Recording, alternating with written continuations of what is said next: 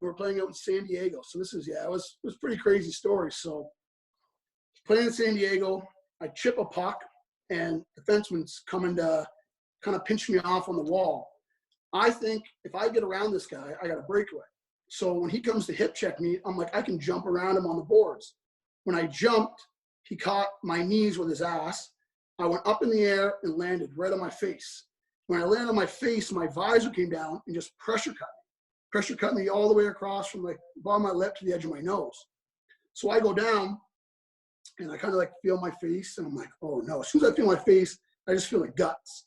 It's just all the inside of my face. So I get up right away. That was one thing I was ever taught, and that's one thing I look, hockey players, like, lay on the ice. If you're hurt, lay on the ice. But if not, I was always taught, like, get up and get to the bench. So right away, I get up, skate to the bench.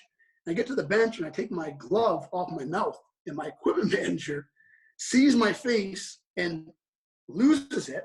He jumps onto the middle of the ice. He jumps on the ice and starts waving his hands, stop the game, stop the game, stop the game.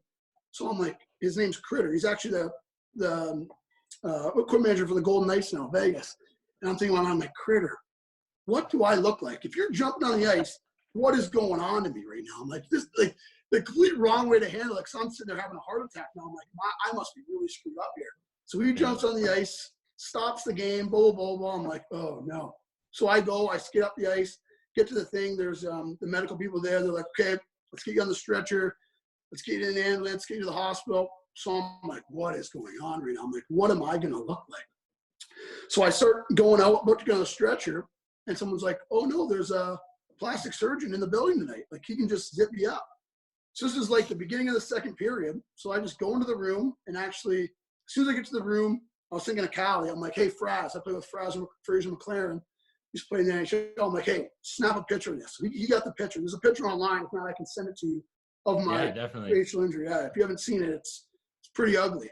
But so I'm like, snap a picture. He snaps a picture, and then this guy goes to work.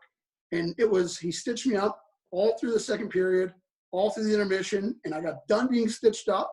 I get up from being stitched up. I walk out, and the game was over. So it was like 2.5 periods, like 2 periods plus an intermission of him stitching me. It was like there's about 50 stitches total because I had to do the inside of my lip. I think there was like 35 to 40 across there, and the inside of my lip was done. So it was wild. And then the worst part was we had an 8-hour bus ride home back to San Jose after the game.